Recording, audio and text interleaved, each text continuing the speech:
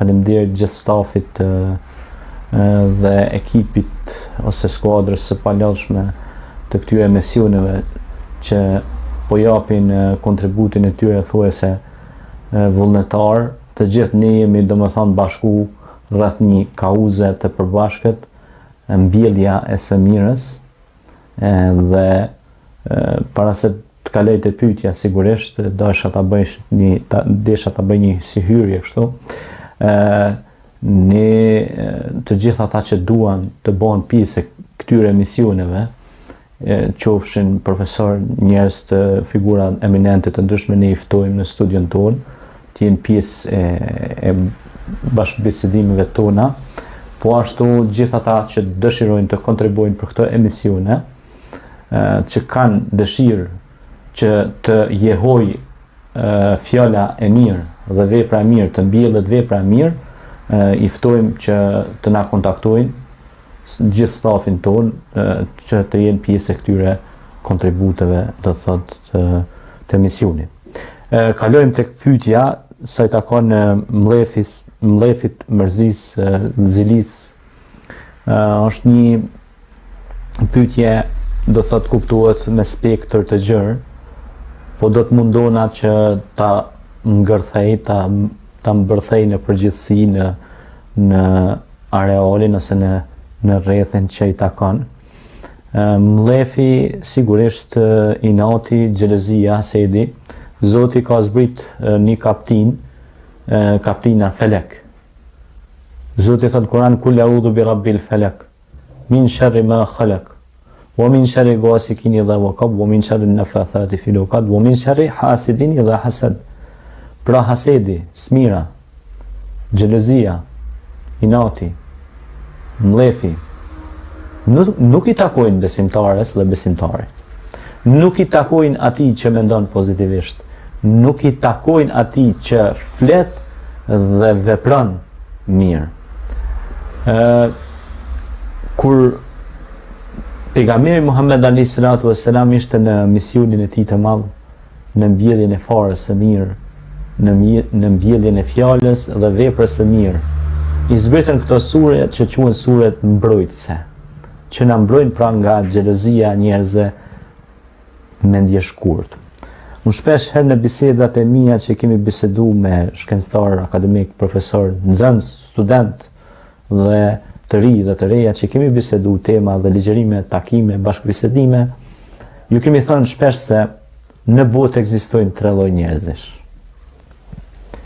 Edhe kur më kanë pyetur, kam thënë, në një ekzistojnë njerëz larg pans, pra që shohin larg gjërat.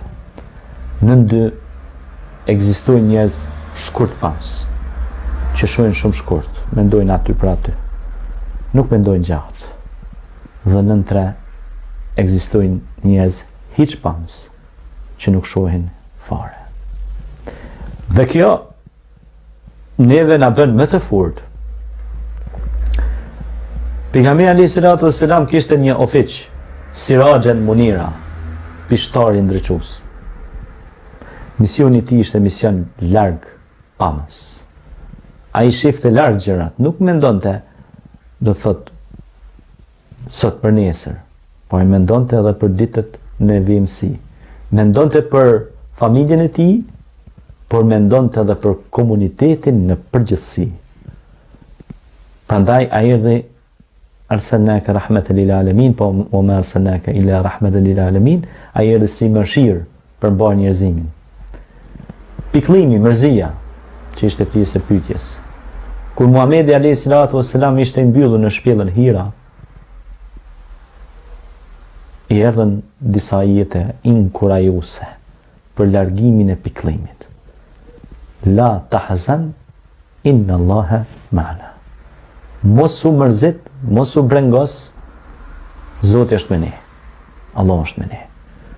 Hafiz Ali Korça, një dietar i madh, një hoxh i nderuar që ka dhënë gjithë jetën e tij për çështjen e shqiptarizmës dhe për çështjen e besimit dhe ngritjes shpirtërore tek mbar kombi shqiptar, e thot një thënie mjaft të bukur. Mos u mbështet në mure, se ato të lënë. Mos u mbështet në njerëz, se ata të lënë. Mbështet ju Zotit, sepse ai kur nuk të lë. Prandaj, nëse ne mbështetemi Zotit, e thejmë murin e mërzisë dhe pikëllimit. Sepse e din që ekziston një krijues që na mbikëqyr vazhdimisht. Na mbron ne, ai është mbrojtësi ynë. Ai na ka kriju ne, edhe ai është mbrojtësi më i mirë i joni. I cili i ka dërguar dhe me lajket kiramun katibin, që janë me lajkja e krahut djathtë dhe të majt, por ka dhe disa me lajke tjera, për shembull, si thot pejgamberi alayhis salam, nëse këndoni ajetin kursi, të spidovën, si thon, të një gjuhën e popullit, Allahu ta dërgon një me lajke që të mbron nga çdo e keqe. Ajeti kursi, Allahu la ilaha illa huwa al-hayyul qayyum. Pra, nëse ne këndojmë këto ajete, këto lutje që janë nga Kurani, largohet mërzia, largohet brenga, pikëllimet. Dhe mbushet me pozitivizëm mendja njeriu. Kur mbushet me dashni njeriu, me dashnin që ja ka dhënë krijuesi, mshiruesi, Rabbul Alemini, Zoti i botrave, atëherë ky njeri gjithmonë është optimist. Kështu thirrën dhe pejgamberët e Zotit në optimizëm. Gjithë pejgamberët e Zotit thirrnin në të vërtetën, thirrnin në gjëra reale, në gjëra që ndihmonin njeriu në përgjithësi. Kjo është.